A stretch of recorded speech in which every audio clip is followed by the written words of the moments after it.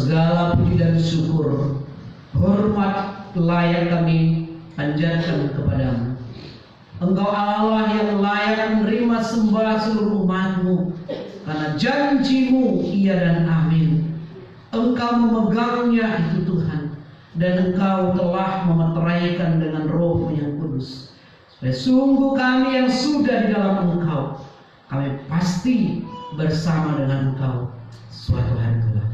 Terima kasih Tuhan Yesus, berbicaralah bagi kami pada saat ini. Mampukan mata jasmani kami maupun juga mata rohani kami untuk melihat karya Allah, penyelamatan yang luar biasa. Kami pegang. Berkati hamba-Mu dan berkati seluruh umat. Biarlah kami siap dilawat oleh Engkau melalui kebenaran firman Tuhan yang akan kami baca dan renungkan. Bahkan tolong kami yang Allah Roh Kudus untuk melakukannya. Dalam dan melalui Tuhan kami Yesus Kristus, kami menyambut firman-Mu saat ini. Amin. Silakan duduk Bapak Ibu Saudara yang terkasih.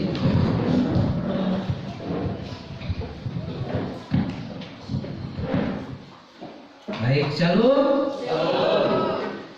Selamat bertemu di rumah Tuhan di minggu keempat Paskah dan akhir bulan April.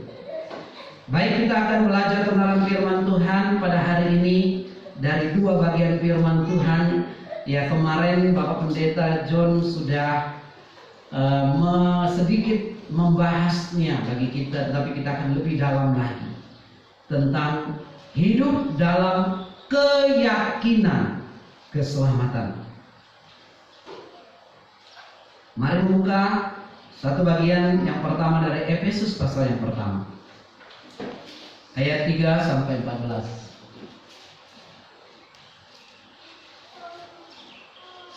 Bagian ini kita akan membaca bergantian. Nanti bagian yang kedua dari Roma pasal 8 ayat 33-34, biarlah saya membacakan bagi Bapak Ibu. Alkitab saya halaman 231.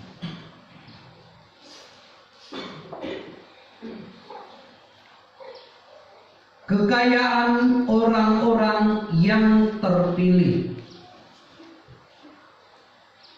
Terpujilah Allah dan Bapa Tuhan kita Yesus Kristus, yang dalam Kristus telah mengaruniakan kepada kita segala berkat rohani di dalam surga.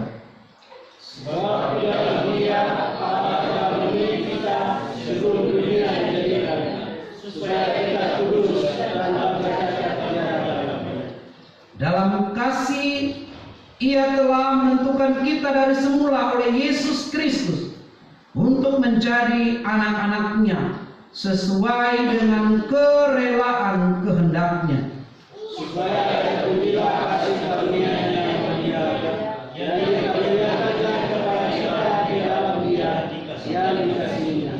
sebab di dalam Dia dan oleh darah-Nya kita beroleh penebusan, yaitu pengampunan dosa menurut kekayaan kasih karunia-Nya, yang dilimpahkannya kepada kita.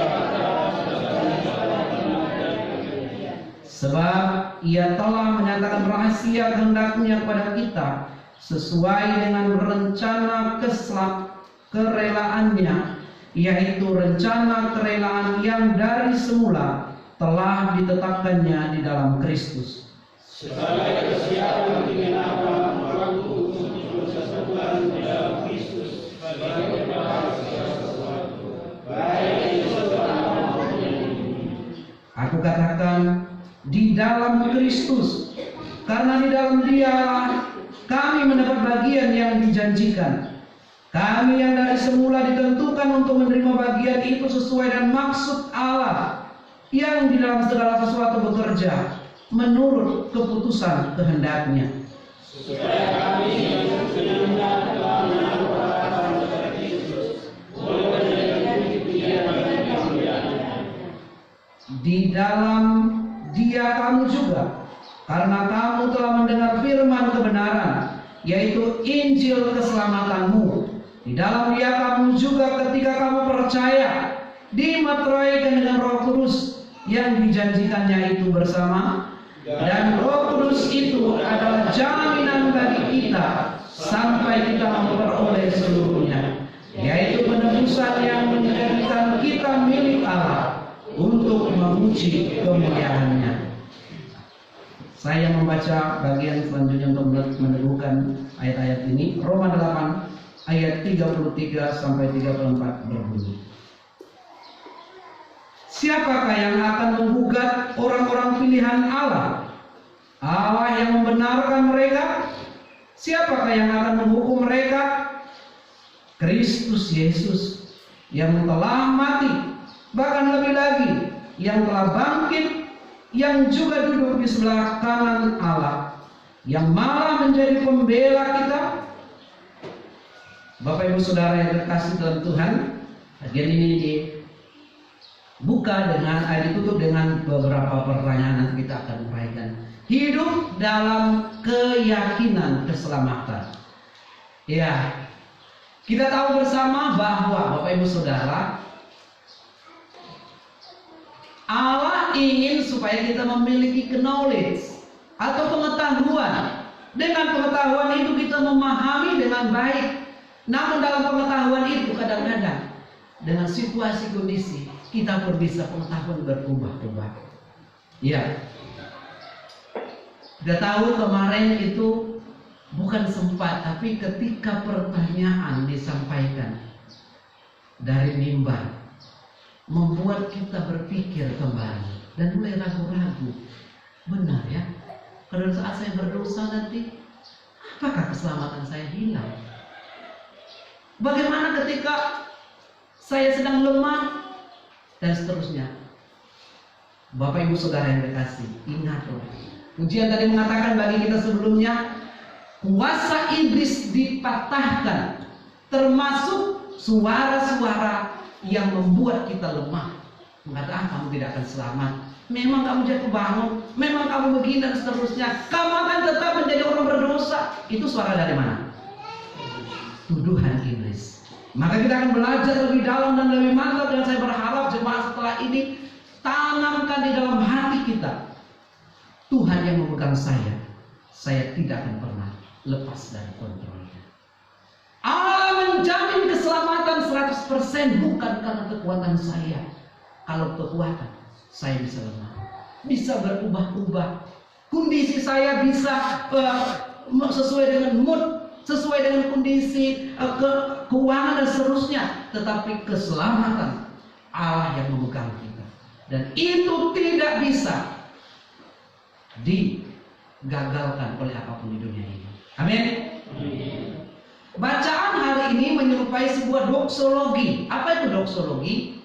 Sebuah nyanyian kemenangan, ungkapan bagi jemaat Tuhan di dalam Efesus ini. Maka dikatakan terpujilah Allah dan seterusnya. Puji-pujian atau ungkapan iman kepada Allah atas anugerah kebaikannya, atas anugerah pertolongannya. Bukan ketika jemaat Efesus pada saat itu mendapatkan uang yang banyak, bukan ketika semuanya dalam kondisi terkendali, tetapi ketika mereka menemukan hanya Yesus sumber keselamatan itu.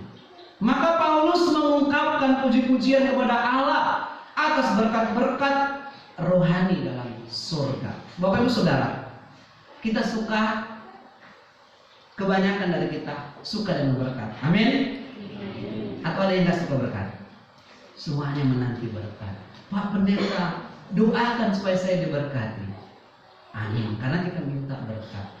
Tetapi kadang-kadang kita lupa, Bapak Ibu Saudara jemaat, kita suka berkat secara jasmani. Karena apa? Kita tinggal di dunia, sehingga yang rohani itu kadang-kadang nomor. Jujur apa? Terima kasih kejujurannya.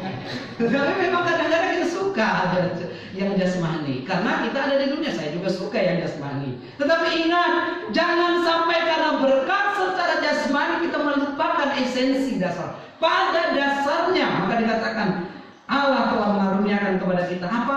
Berkat secara rohani, bahkan di mana disediakan? Di surga.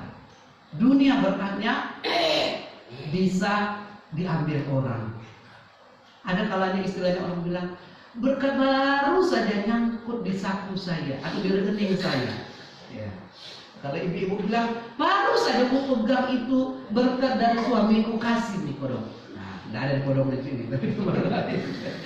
Tetapi Anda boleh, nah itu langsung begitu saja berkatnya. Karena inilah berkat secara jasmani. Ibu-ibu pernah mengalami begitu? Uangnya mampir saja Pak ke tangan saya lihat senyum, tapi nggak lama dia sudah pergi terbang kemana, ke saku siapa. Nah, Bapak Ibu Saudaraku yang kekasih dalam Tuhan Yesus, inilah berkat secara jasmani yang gampang sekali hilang dan pergi. Berkat secara jasmani bisa kadang-kadang menghampiri kita dengan senyum terbuka, tetapi ada kalanya dia cepat-cepat pergi dari kita. Itu jasmani. Nah, kita akan melihat di sini dikatakan rupanya berkat-berkat rohani disediakan di surga, dan itulah membuat kita keyakinan kita yang pertama bahwa Allah dalam Yesus Kristus telah memilih gereja atau telah memilih kita semua. Pilihan Allah, selalu saya bilang predestinasi. Pilihan Allah bukan pilihan yang sembarang tong atau ya pilih-pilih tebu atau pilih-pilih, ada orang bilang pilih anjing dalam karung. Kira-kira Bapak Ibu bisa nggak lihat kalau orang yang punya terawangan bisa melihat, oh anjingnya agak sedikit kurusan, warnanya begini. Tapi kalau misalnya orang jual, kalau di daerah pasar Tondano, di daerah sana Sulawesi Utara, penjualan itu mereka ada yang terbuka, ada yang tertutup. Tapi kadang-kadang orang bilang beli atau ambil kucing dalam karung. Kita bisa lihat istilahnya itu pilihan manusia, kadang-kadang salah atau bisa kelihatan yang baik padahal tidak baik. Tetapi pemilihan Allah, predestinasi ini sangat jelas bagi kita dalam kekekalan Allah. Dia Allah itu di dalam atau di luar ruang dan waktu melihat respon bahwa ini akan kupilih sesuai dengan kasih karunia-Nya karena dia meresponi panggilan. Maka dikatakan terpujilah Tuhan kita Yesus Kristus yang telah mengaruniakan kepada kita berkat yang pertama, yaitu memilih kita sebelum dunia dijadikan. Bapak Ibu Saudara, ada yang lihat dunia dijadikan? Tentu tidak ada, karena kita lahir di zaman modern, bahkan post modern ini, milenial katanya, anak-anak milenial sekarang itu. Kita dilahirkan bukan sejak semula, tetapi Allah dalam kekekalan melihat dan memilih kita sesuai dengan kehendak bebasnya, kerelaan hatinya juga. Yang kedua dikatakan, pilihan Allah itu merupakan inisiatif dan rencana Allah semula. Allah sendiri merencanakan tanpa dipengaruhi oleh manusia, entahkah dia baik atau tidak waktu itu, tapi dia dalam kekekalannya dia melihat bahwa dia mau menyelamatkan manusia yang mau meresponi ayat yang ke-6 itu. Dan orang Yahudi merasa sudah tahu bahwa mereka akan selamat. Nah, inilah kesalahannya, kesombongan rohani bangsa Israel. Merasa umat pilihan eksklusif, umat perjanjian yang laki-laki disunat, dia menjadi warga kerajaan Allah dan kerajaan surga. Tetapi Allah mengatakan harus ada respon dari panggilan itu. Nah, maka diumpamakan, ada beberapa ahli teologi mengumpamakan pemilihan Allah itu. Dia memilih kita dari semula, tetapi juga perlu responsif dari kita. Misalnya, Bapak Ibu Saudara sakit batuk, ya anggap saja sakit batuk. Terus kalau sakit batuk sudah ditahu kita misalnya harus ada minuman ini dan seterusnya, terutama obat. Kita sudah pergi ke dokter dan obat sudah dikasih kepada kita. Bapak Ibu Saudara, ketika sudah kunjungan ke dokter, belum ada suntikan atau belum ada tapi dikasih obat saja, apa Bapak Ibu Saudara dari dokter langsung sembuh? Kira-kira? Tidak. Apa respon kita? 2 kali 1, 3 kali 1. Apa itu harus ditengok? Atau diucapkan 3 kali 1, 2 kali 1? Tidak, bukan? Apa respon manusia? Apa respon kita yang kalau supaya mau sembuh? habis makan menurut peraturan dokter, kita ambil air, kita telan. Nah, kalau kita orang besar, tapi kemarin kami anak kecil, bayi kembar, ya dia belum bisa nelan baik, jadi harus tutup hidungnya gitu, maksudnya supaya masuk itu obat. Ada respon dari manusia. Akhirnya setelah minum obat itu, kita berharap dan percaya kesembuhan dari batuk menjadi bagian kita. Amin. Nah, demikian juga Allah menyediakan keselamatan. Obatnya saudara dosa itu melalui karya Yesus Kristus. Kenapa harus Yesus? Maka dikatakan Yesus Kristuslah menjadi pembuka untuk kita bisa dipilih oleh Allah. Di dalam Dia kita diselamatkan. Bagaimana orang yang sebelum mengenal Yesus Kristus? Ada kehendak Allah di dalamnya, dalam kekekalannya melihat Allah Yahweh yang menyelamatkan, yang memilih dan menetapkan. Bapak Ibu Saudara yang dikasihi dalam Tuhan, pemilihan Allah apakah salah? Tidak. Tetapi di bagian lain dikatakan bahwa Allah juga ada memilih orang untuk ditentukan untuk binasa, bukan karena Allah pilih kasih, tetapi karena melihat respon dari orang dari kekekalannya. Orang ini walaupun ditarik-tarik, mengapa tak mau datang kepada Tuhan? Didorong-dorong, kata orang Jawa ini, tetapi tidak mau juga dekat dengan Tuhan. Jadi, apakah orang akan diselamatkan begitu saja? Dia tidak mau, tetapi ada orang yang baru sekali mendengar Yesus Hamasia atau Yesua Hamasia atau Isa Al-Masih alaihissalam. Dialah jalan kebenaran dan hidup. Setelah pertama mendengar itu, iman itu hidup. Akhirnya dia meninggalkan cara hidup yang lama dan mengikut Yesus Kristus. Ini apakah panggilan? Ya, karena panggilan pemilihan Allah dan direspon dengan baik oleh manusia. Yang ketiga, Allah dalam Yesus Kristus berkenan menyingkapkan rahasia eskatologis bagi orang percaya. Maksudnya apa? Di masa kekekalan nantinya kita belum tahu, tetapi sekarang sudah digambarkan, disingkapkan, dibukakan rahasia itu. Rahasianya apa? Kita semuanya akan mati. Ya? Atau tidak ada yang mau mati? Ya nggak mau mati, tapi pada dasarnya orang berdosa harus mati. Semua manusia berdosa. Jadi ada kematian. Tetapi Tuhan singkapkan bagi kita ayat 7 sampai 8. Ayo kita baca sedikit di sini. Di dalam Dia dan oleh darahnya kita beroleh penebusan, yaitu pengampunan dosa menurut kekayaan dan kasih karunia-Nya yang dilimpahkan kepada kita dalam segala hikmat dan pengertian. Jadi Allah menyingkapkan rahasia ini bahwa memang kita akan mati, tetapi di dalam Dia kita yang mati nanti akan hidup kembali. Nah, inilah keyakinan kita. Jadi kemarin saya menghadiri karena ini adalah orang tua dari cabang jemaat yang mula-mula menyatakan diri bergabung dengan kita. Jadi ada budaya mereka itu budaya makdong sekarang ini dengan dilakukan ya, dalam kidung pujian. Jadi mereka berharap Tuhan bersama dengan orang yang meninggal dan juga ada harapan untuk di dalam Tuhan. Saya bilang boleh nggak kita berduka? Boleh. Tetapi kedukaan kita hanya limited edition. Sifatnya apa? Hanya edisi sementara. Iya, kalau orang kita ditinggal oleh nenek, ditinggal oleh orang tua, ditinggal orang yang kita kasihi. Bahkan pendetanya dari awal sampai akhir menangis. Kenapa? Karena ini orang tua permisi poster atau pembersih gereja dari awal, setia luar biasa. Bahkan terakhir dia sudah memang sakit, tapi ada kebun gereja. Terus waktu nanam sawit dibilangin, nenek, kau usah lagi kerja, sudah tua, tidak akan menikmati. Ada orang yang bilang begitu. Dia bilang, iya memang, tidak lama nih saya pergi ke surga. Tetapi walaupun saya nggak menikmati, kan ada generasi berikutnya. Selagi saya masih hidup, saya mau berguna bagi anak cucu saya dan generasi berikutnya. Luar biasa. Sehingga sampai akhirnya memang dia kena leper akut dan begitulah ceritanya. Tetapi yang saya mau katakan adalah kebangkitan Kristus menjadi jaminan bagi Bapak Ibu Saudara dan saya. Kita pasti selamat. Amin.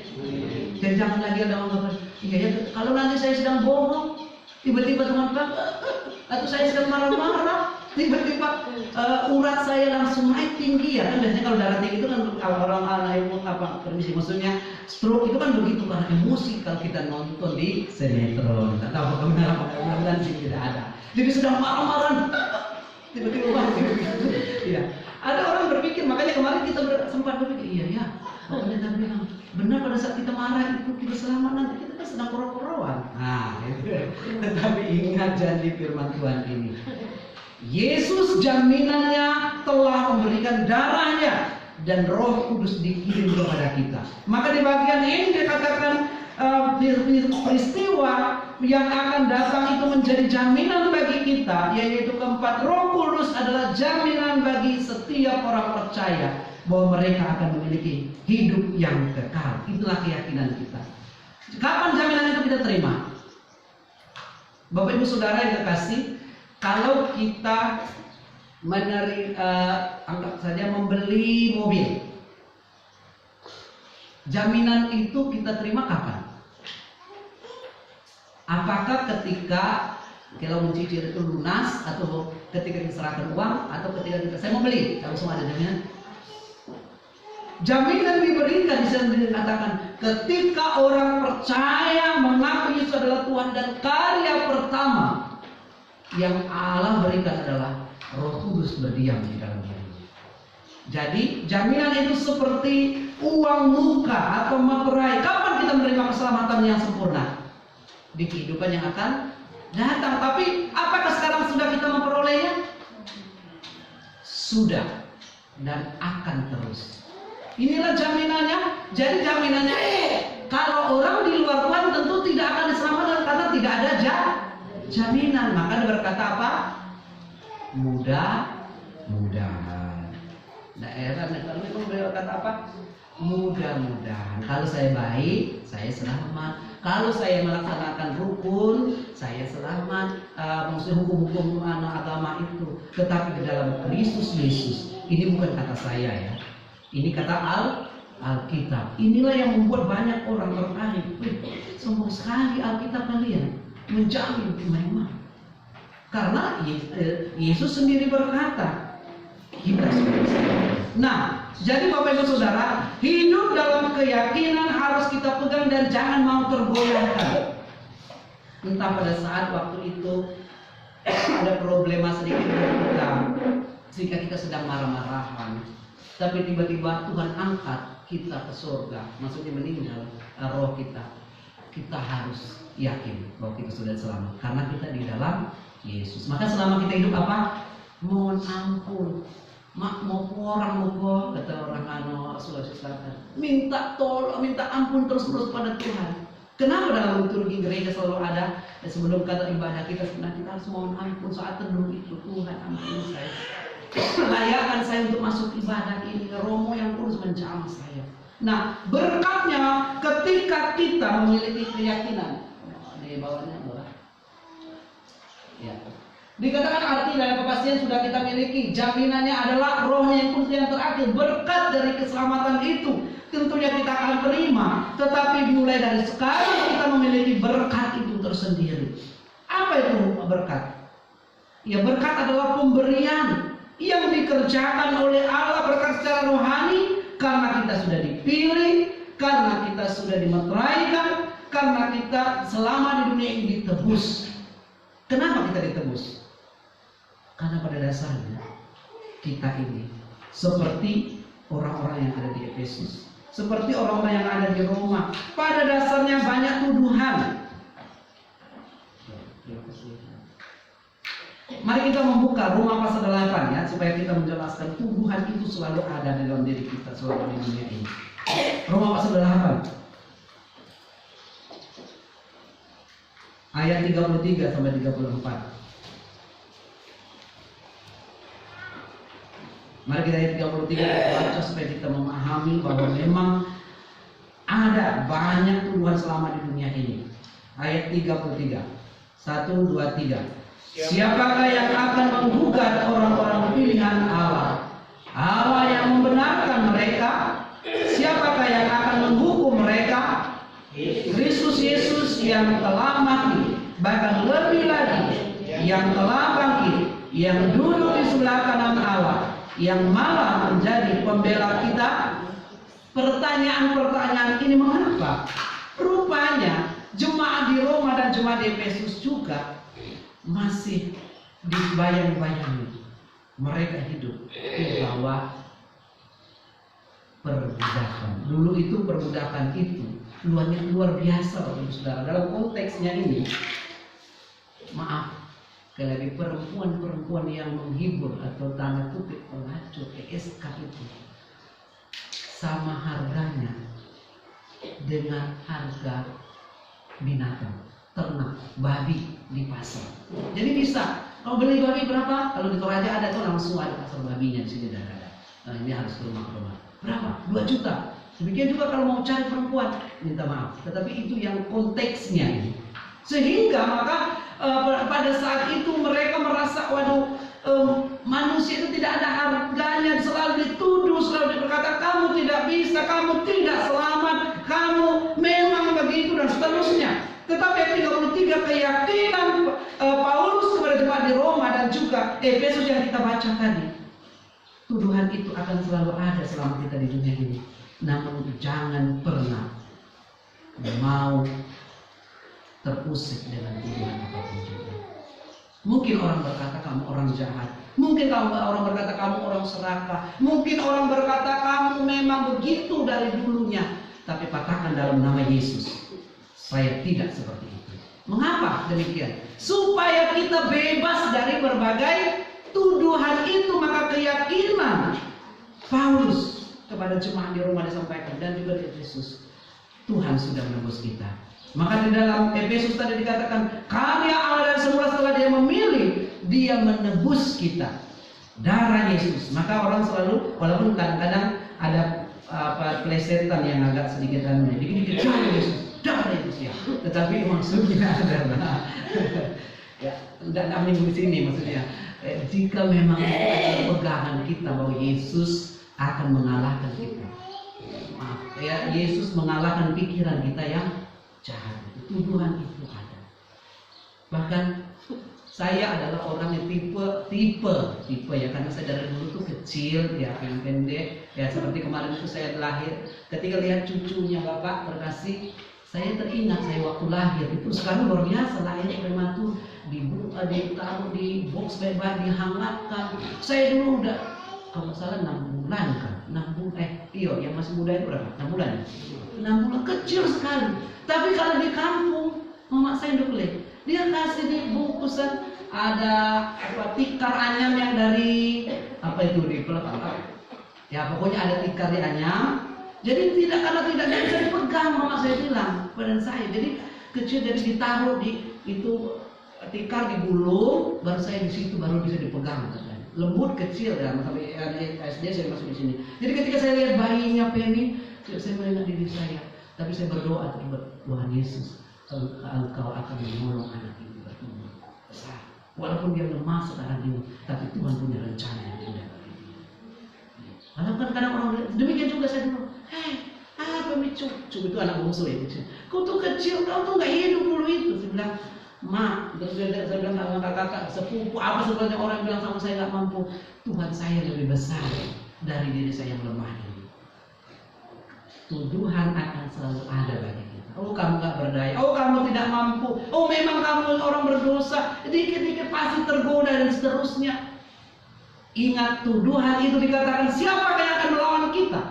Ini maksudnya adalah tuduhan itu yang gugatan-gugatan bahwa kamu begini, kamu itu kalahkan darah Yesus. Saya sudah ditebus oleh Tuhan dan saya berharga dan mulia. Jadi kalau orang bilang udah jelek, kecil, kurus, hidup lagi, bilang aja saya hidup dalam anugerah Tuhan. Amin. Dan saya hidup begitu kalau saya memuliakan Tuhan, kemana-mana saya senyum dibutuhkan. Daripada kita misalnya besar, gendut, ya tinggi, tapi hidup kita selalu sengsara, hidup murung, terus kemana-mana bermusuhan, menyembunyikan diri, terus kemana-mana kita jadi troublemaker. Apa troublemaker? Bola panas, di sini orang panas, di sini panas, rasa semuanya. Ya tentu itu yang justru dipertanyakan. tapi kita sudah ditebus oleh Tuhan. Katakan kepada diri Anda dan saya anak Tuhan, dan selama saya ada, saya berguna bagi hidup Tuhan dan saya dan seterusnya. Saya akan menjadi berkat. Ketika kamu percaya jaminan itu ada, maka dalam bahasa Yunaninya, di dalam berkat keselamatan itu dikatakan arabon, yang artinya adalah uang muka. Nah, seperti saya bilang tadi, uang muka itu dibeli kalau KPR, kayak kita sekarang ada KPR dari gedung Sinode. Ada juga yang mau beli rumah, ada uang KPR. Itu maksudnya mendahului. Uang mukanya berapa? Atau beli kendaraan. Saya beli kendaraan dulu yang sekarang ada itu 500.000 uang mukonya. Apakah saya sudah menjadi jaminan? Iya, walaupun STNK belum keluar. BPKB belum keluar, harus sudah dilunasi itu. Tapi saya sudah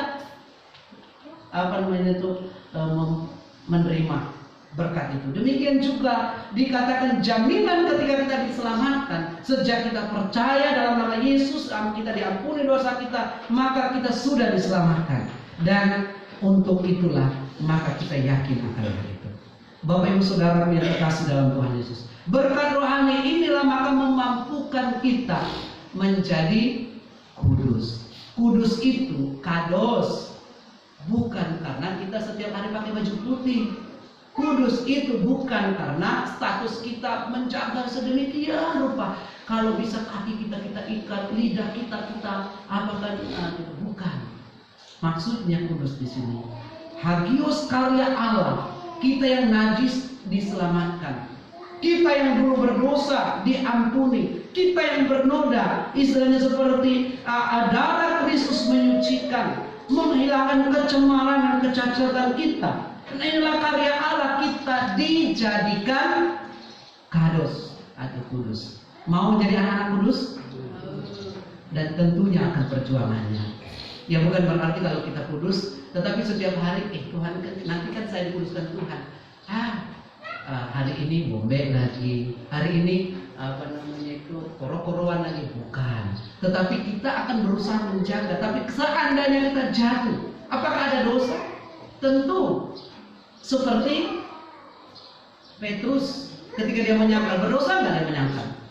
Dosa di hadapan Tuhan. Tapi karya Allah, karena Yesus Kristus dan menolong dia ketika dia bertobat, dia sadar kembali, maka dia mampu. Berikutnya karena dikatakan kita mampu untuk tidak bercacat. Amomos sama bahasa Indonesia. Kalau ada orang bilang amomos itu artinya lantasa, juga orang Jano, Makassar itu maksudnya kotor, tetap dan bercacat, cacatnya ada. Tetapi karya Allah telah membuat kita yang amomos atau bercacat itu, kita sempurna. Bapak Ibu Saudara yang terkasih, maka untuk itu karena kita sudah di dalam Tuhan, dimeteraikan oleh Roh Kudus, maka jangan kita menyerah dalam hidup ini. Yakin Tuhan bersama dengan kita, Bapak Ibu Saudara saya. Amin. Yakin keselamatan akan Allah berikan bagi kita sampai seterusnya. Kalau ada tuduhan, tidak akan mungkin kau selamat. Kalahkan dalam namanya darah Yesus yang sudah menyucikan saya. Buat saya hidup berusaha memuliakan Tuhan. Ada kelemahan, tentu ada sebagai manusia, tapi kita serahkan kelemahan kita. Jangan hidupi kelemahan kita. Ada orang bilang begini sama saya ketika dia tegur, tapi saya kan memang begini Pak Pendeta. Saya bilang, memang itu kata orang yang tidak mau berubah. Tapi kalau orang mau berubah, saya lemah, Tuhan tolong saya pasti bisa berubah. Allah menolong kita. Sebagaimana saya bilang, saya tutup kesaksian, ada orang yang mudah tersinggung. Dulu juga pernah saya begitu. Tapi saya telah serahkan kepada Tuhan. Saya ini orang yang kecil, tidak berdaya dan lemah, mudah tersinggung dari dulu, minder. Tolong saya. Darah Kristus menolong kita. Dan sehingga kita boleh, tidak ada tuduhan-tuduhan lain, dan kita boleh bertumbuh di dalam Tuhan.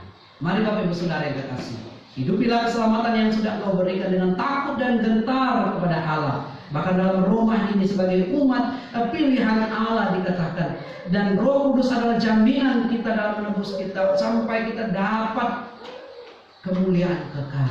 Jadi kalau kita pergi meninggalkan dunia ini. Makanya tidak heran orang berkata, kemuliaan panah kita tinggalkan dan kita akan menuju kemuliaan surgawi. Diberkatilah kita, jangan fokus kepada kemuliaan dunia ini. Maksudnya kita membutuhkan berkat yang ada jasmani, tetapi seandainya berkat jasmani itu diambil, mari kita berfokus kepada berkat kemuliaan rohani. Amin.